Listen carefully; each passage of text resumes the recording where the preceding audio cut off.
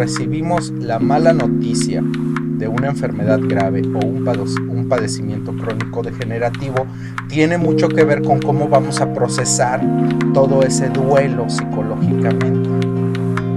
Entonces, cuando a la gente se le dice de una forma muy rápida, abrupta, sin nada de tacto, entonces ese impacto genera un shock emocional terrible y puede dejar a la gente en esos estados de shock durante mucho tiempo.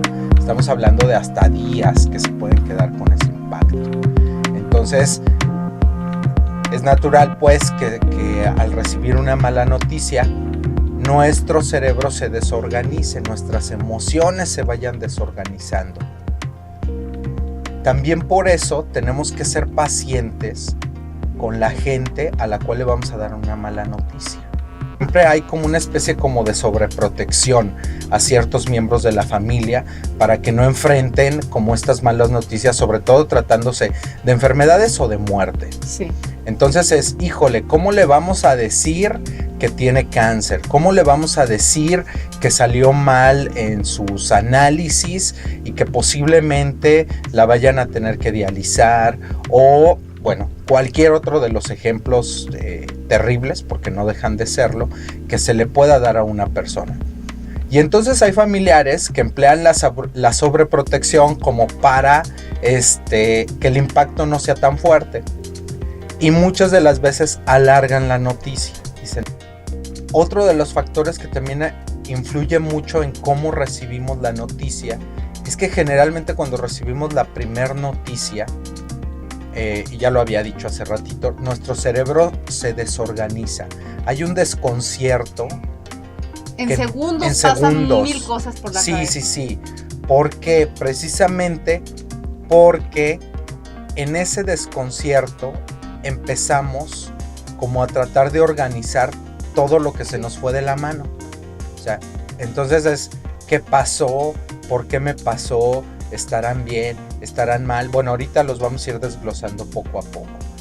Pero principalmente, sobre todo para aquellos que son papás y reciben una noticia de que están enfermos de algo grave, muchos de ellos lo primero que piensan es, ¿y ahora cómo le voy a hacer para seguir manteniendo a mi familia? Ahora, ¿cómo le va a hacer mi esposa? O ahora, ¿cómo le va a hacer mi esposo? Y entonces por eso viene todo una especie como de atemporalidad. El tiempo ahí se vuelve como un hoyo. O sea, no sabemos cómo salir de ahí. No sabemos cómo reaccionar. Y entonces en esos momentos se nos escapan muchas de las indicaciones que a lo mejor nos está dando el médico en ese momento. Que ya ni lo estás oyendo. No, ya nada más estás viendo un mono enfrente de ti hablando, Ajá. pero no sabes exactamente qué te está diciendo, porque tú estás como con este impacto, por lo tanto pues estás saliendo así como, bueno, ¿qué voy a hacer? ¿Qué va a pasar? ¿Será real esto que me está diciendo? Por eso también es necesario, sobre todo si ya recibiste una mala noticia, que también te quites de vergüenzas y vuelvas otra vez con tu médico cuando pase el tiempo para que le vuelvas a preguntar qué es lo que pasó.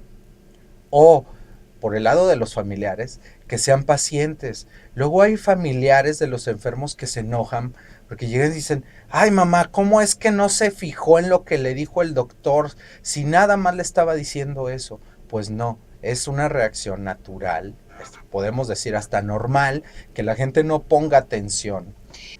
Llegan a su casa y todavía los regañan los familiares, sí, o sea, todavía les ponen más carga emocional a todo esto que están pasando por haber recibido esta mala noticia, ¿no? Los familiares empiezan su proceso de duelo, trae un vínculo familiar afectivo y obviamente ellos también empiezan a tener una desorganización emocional, porque también pues son parte de la familia y de una u otra forma también se van a ver involucrados en todo lo que conlleva un proceso de enfermedad.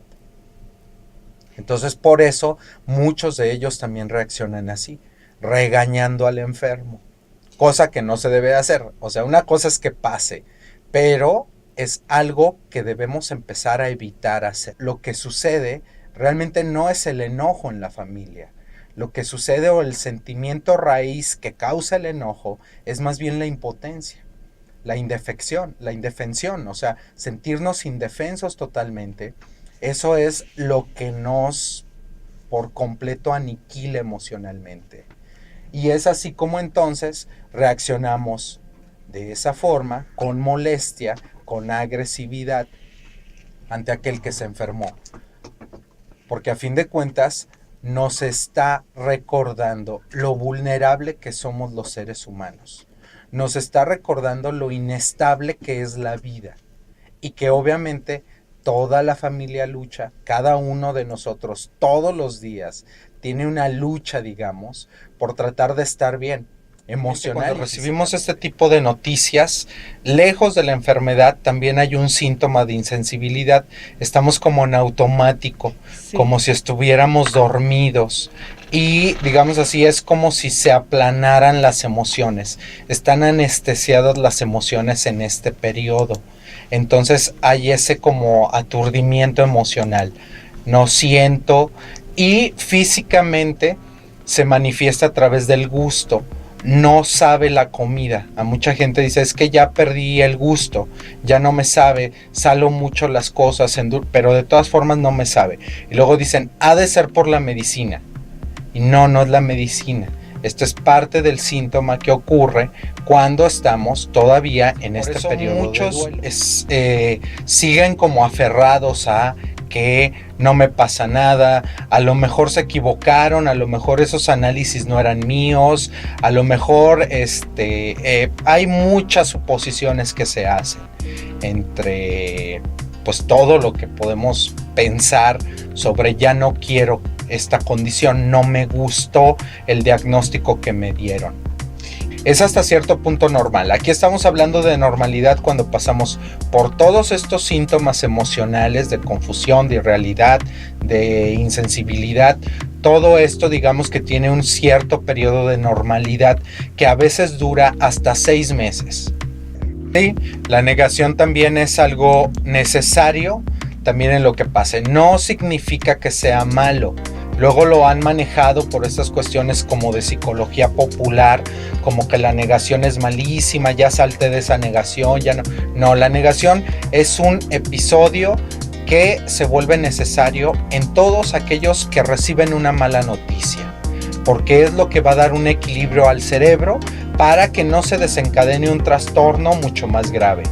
Entonces sí es necesario la negación en los primeros días, un primer mes o 2 a lo mejor, pero obviamente cuando en todo esto, cuando ya estamos hablando de periodos muy prolongados, usted ya tiene muchos meses sintiéndose así, años, entonces sí ya es necesario que vaya con un tanatólogo, que vaya con un psicólogo.